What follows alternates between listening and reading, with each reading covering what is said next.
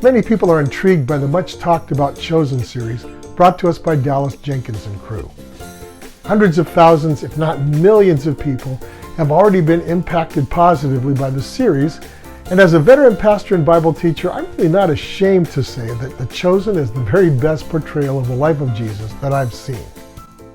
Hi, this is Dr. Michael Bogart, and I've become a fan of The Chosen. However, as popular as the series has been so far, I believe there's a problem. Because when anyone now living watches the series, they're entering an alien culture from the distant past. Even a committed Christian or a devoutly observant Jew may sometimes struggle with understanding the customs and historical setting that come with any depiction of biblical events and personalities, including this one on the life of Jesus. What I hope to bring to the table in my Making Sense of the Chosen series is to give you a deeper understanding as to what you're seeing historically and culturally. In my videos, I explain the cultural and historical elements that The Chosen either assumes that viewers are familiar with or that they will pick up eventually on their own. I've already made videos on some of the overall topics related to The Chosen series, including explaining things like various Jewish groups like the Pharisees, the Sadducees, and the Zealots.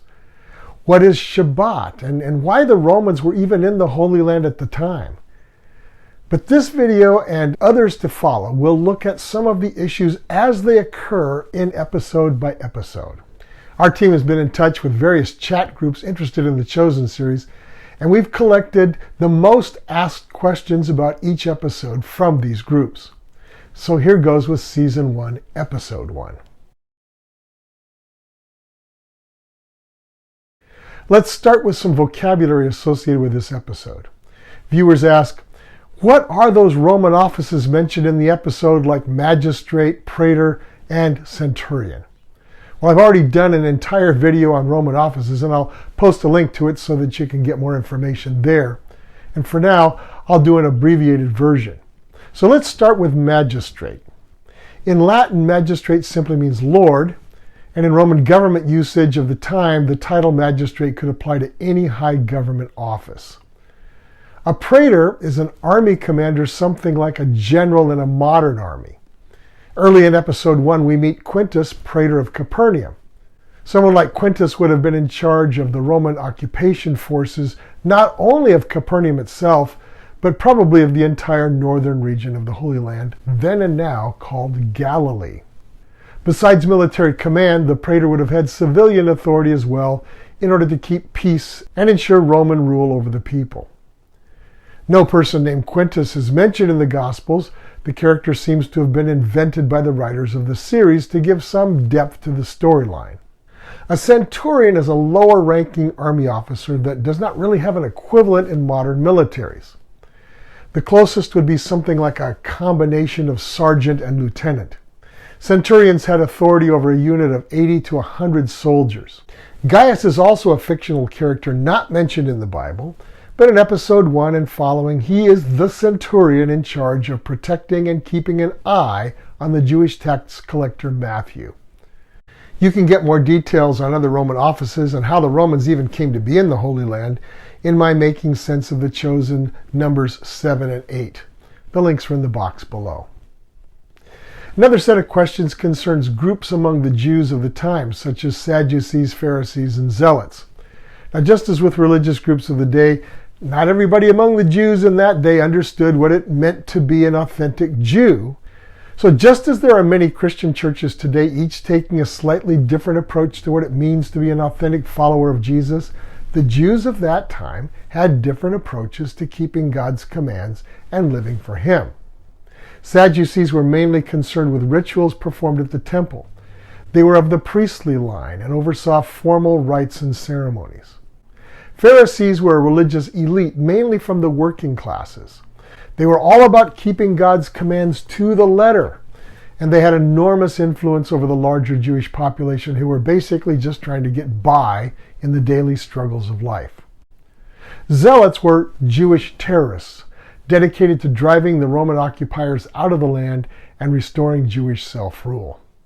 You can get more details on these and other Jewish groups in my Making Sense of the Chosen Numbers 5 and 6. The links are in the box below. Now, lots of people who have watched The Chosen are confused about the term Shabbat. Shabbat is simply the Hebrew way of saying Sabbath. Shabbat is the seventh day of the week, technically from Friday at sundown to Saturday at sundown. It is meant to be a day of rest. No daily work is to be done during that time, which means that all necessary activity to prepare for the Sabbath, like cooking, tending crops and livestock, shopping, etc., had to be complete before sundown Friday so that the next 24 hours could be a time of rest for everyone. I explain more about Shabbat and how it was observed in Making Sense of the Chosen, number 3. The link is in the box below. The Gospels are referred to in discussions about The Chosen, so there were questions about the Gospels among some folks who are kind of newer to the Bible. The Gospels are the first 4 books of the New Testament: Matthew, Mark, Luke, and John. These 4 books recount the life and ministry of Jesus, each from their own unique perspective. Matthew, Mark, and Luke tell the story in a similar format, but with their own additions and emphases. John was written a bit later and apparently attempts to fill in the parts of Jesus' story that the others didn't cover. Here are some other questions about the characters, content, and plot line of Season 1, Episode 1. Who is Adonai, God of the heavens? Well, in Hebrew, Adonai simply means Lord. Jews then and now will use that term for God rather than God's actual name, which is spelled with the Hebrew letters that are equivalent to RYHVH. No one knows exactly what God's name originally sounded like or how it was pronounced. Jews simply wouldn't say it since the 4th commandment forbids using God's name in vain. So, rather than risk taking God's name in vain, they just say Adonai, Lord, instead. Another question is about the Torah. Is the Torah a different Bible used by the Jews? And the answer to that is no. The Torah is the first part of the Bible shared by Jews and Christians. Christians call this shared portion of the Bible the Old Testament.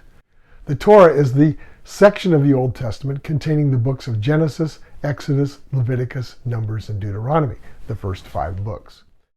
They're foundational to the rest of the Bible and all the books that follow. The Torah contains the commandments and covenant that Israel received from God through Moses. Now, some viewers asked if the Bible records Matthew as being autistic. Actually, the Bible makes no mention of autism related to Matthew or any other person at all. So why did the writers of The Chosen portray Matthew in that way? And of course, I don't really know the answer to that, but my guess is that they wanted to add some interest to the character of Matthew. So they made him autistic, or more specifically, as having Asperger's syndrome. Over the past couple of decades, autism and the Asperger's syndrome type of autism have come much more into the public consciousness. Most of us have come into some sort of contact with people who fall into these categories. Back when I was younger, I had a friend in my circle of acquaintances that turned out to have had Asperger's all along, but that was before the term became widely known. We just kind of thought he was weird because he was brilliant in certain ways, but out of touch in others and kind of socially awkward. So, in keeping with The Chosen's commitment to diversity among the characters, Matthew may have been a good choice to portray someone socially awkward among Jesus' followers. Why Matthew? Well, probably because portraying Matthew with Asperger's goes along with Matthew's gospel as being very precise when recording numbers, which of course would go along with Matthew's profession as a tax collector or publican. So that's my take for what it's worth. Another question about Matthew is, why is he so hated? And the answer is simple: because he served the Romans by collecting their crushing taxes on the Jews. So as a Jew collecting taxes that funded the Roman occupation and oppression of his people, Matthew would have been despised as a traitor both by his family and by Jews in general. It'd be like if a foreign power occupied our country and they recruited some of our citizens to collect unfair and crippling taxes that went to pay for the troops and administrators who harassed and abused our people. You would probably despise such a person like that as well. Finally, here are some questions about Mary, better known as Mary Magdalene. And by the way, this is not Mary, the mother of Jesus. She will appear later in the series. Why does Mary go by the name of Lilith at first? Well, again, the Bible does not give Mary this name. The Chosen writers do that. However, I am told that prostitutes often do not use their real names for obvious reasons. I'm guessing this is why the writers wrote this into the Mary Magdalene character. And by the way, the New Testament portion of the Bible does not specifically tell us that Mary was a prostitute. For some reason, people have associated Mary with the prostitute who washed Jesus' feet in Luke chapter 7, verse 36 and following. But it's not at all clear that Mary Magdalene is being referred to here. It really was only in the Middle Ages, with the rise of religious morality plays, that a female character called Mary Magdalene was sort of cobbled together from the actual New Testament Mary Magdalene and a couple of other women of ill repute whom Jesus encountered in his ministry. Before that, the church did not seem to regard Mary in this way at all. It is clear, though, from Mark 16:9 that Mary had been demon-possessed and that Jesus had actually cast out 7 demons from her. Now, The Chosen portrays Mary as a demon-possessed prostitute whom Jesus delivers from her multiple layers of oppression at the end of the first episode.